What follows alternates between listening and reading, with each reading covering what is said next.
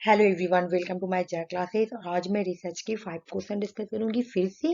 और ये क्वेश्चन 12 जुलाई 2022 शिफ्ट 1 के क्वेश्चन है और ये पार्ट 5 है। इससे पहले मैंने पार्ट 1, पार्ट 2, पार्ट 3, पार्ट 4 करवाई हूँ और ये पार्ट 5 है।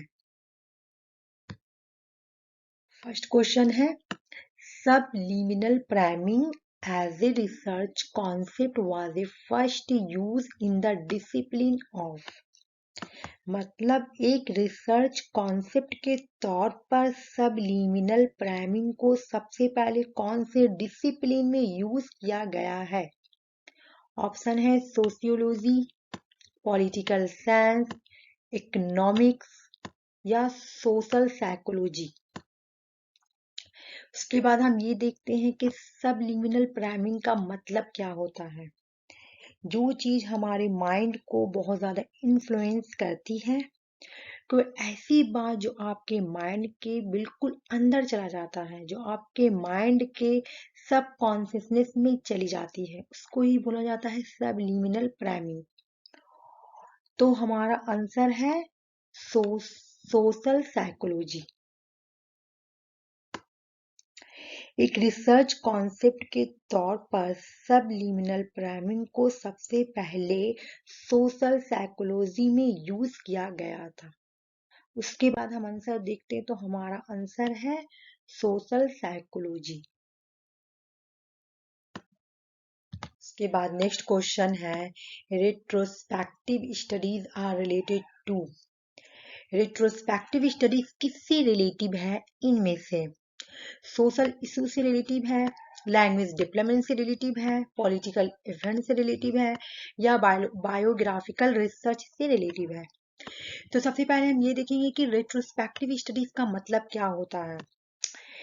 रेट्रोस्पेक्टिव स्टडी का मतलब है कोई एक इवेंट या घटना हो चुकी है। अब हम ये देखेंगे कि ये जो इवेंट है या घटना होने की वजह क्या थी। ये जो घटना हुआ था, ये घटना होने का रीजन क्या था, इसके पीछे रीजन क्या था, इसके स्टडी को हम क्या बोलते हैं, इस तरह की स्टडी को हम क्या बोलते हैं? Retrospective study. तो हमारा आंसर है बायोग्राफिकल रिसर्च। आंसर देखते हैं, तो हमारा आंसर है बायोग्राफिकल रिसर्च। मतलब कोई एक इवेंट या घटना हो चुका है। अब हम ये देखेंगे कि ये जो इवेंट है क्यों हुआ, ये जो इवेंट इसका होने का वजह क्या था, ये घटना का रीजन क्या था, घटना होने का रीजन क्या था। तो इस तरह की स्टडी को हम क्या बोलेंगे? Retrospective study. उसके बाद नेक्स्ट क्वेश्चन है, question number 3, which of the following statements are true. इनमें से कौन सा स्टेटमेंट जो है वो ट्रू है? ऑप्शन नंबर ए है an ideal sample is always possible.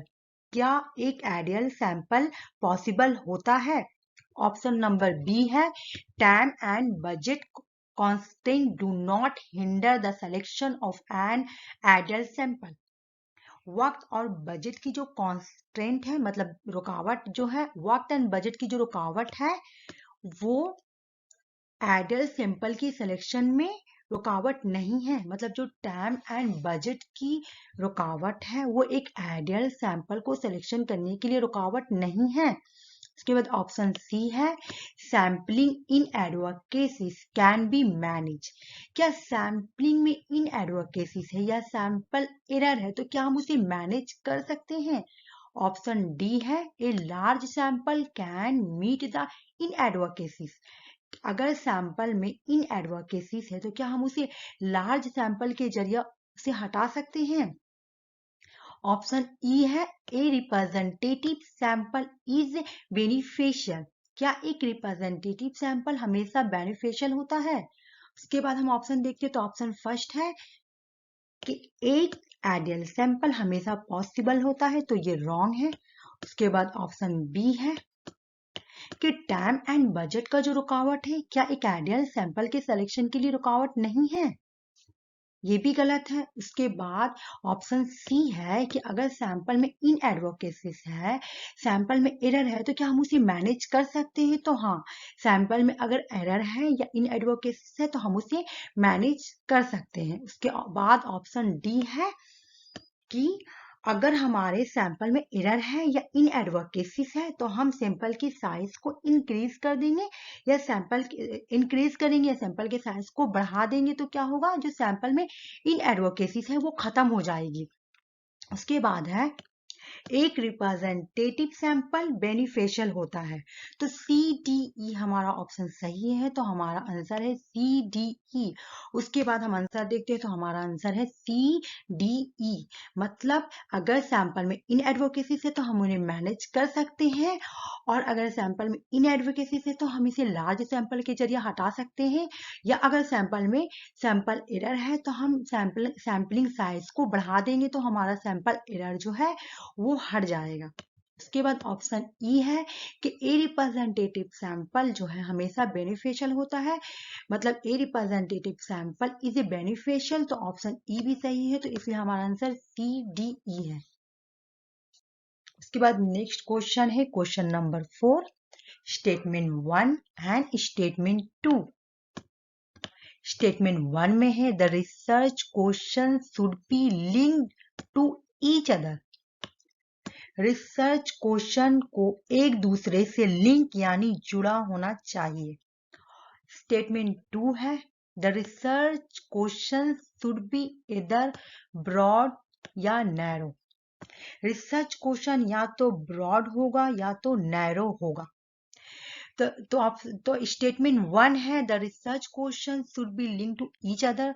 तो स्टेटमेंट 1 जो है ये सही है, बट द रिसर्चर क्वेश्चन जो है या तो बड़ा होगा या तो नैरो होगा, ये गलत है।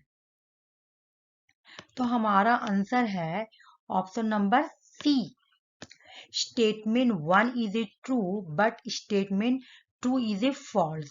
उसके बाद हम अपना आंसर देखते तो हमारा आंसर है statement 1 is a true but statement 2 is a false. उसके बाद नेक्स्ट क्वेश्चन है क्वेश्चन नंबर 5। और क्वेश्चन नंबर 5 में लिस्ट 1 को लिस्ट 2 से मैच करना है। लिस्ट 1 में है type of analysis and list 2 में है डिस्क्रिप्शन। उसके बाद हम देखते हैं कि ए में है पाथ एनालिसिस, उसके बाद सेकंड है कंटेंट एनालिसिस, थर्ड है कैनोनिकल कोरिलेशन एनालिसिस, फोर्थ है डिस्कोर्स एनालिसिस। तो ऑप्शन ए का 3 है, मतलब पाथ एनालिसिस में स्ट्रक्चर्ड लीनियर रिग्रेशन इक्वेशन के जरिए रिप्रेजेंटेशन की जाती है।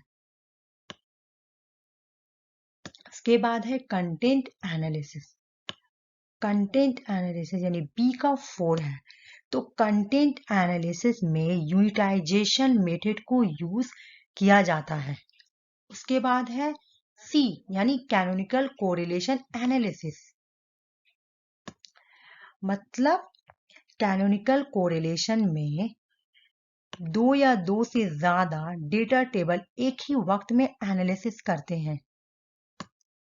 उसके बाद ऑप्शन डी है, तो डी का है 1, discourse analysis. Discourse analysis argumentation को सिस्टमेटिकली तरीके से देखता है। तो हमारा आंसर है ऑप्शन नंबर 3, ए का 3, बी का 4, सी का 2, डी का 1। उसके बाद हमारा आंसर है ऑप्शन 3, मतलब ए का 3, बी का 4, सी का 2 और डी का 1। ये पार्ट 5 है, इसके बाद पार्ट 6 होगी। तो थैंक यू फ्रेंड।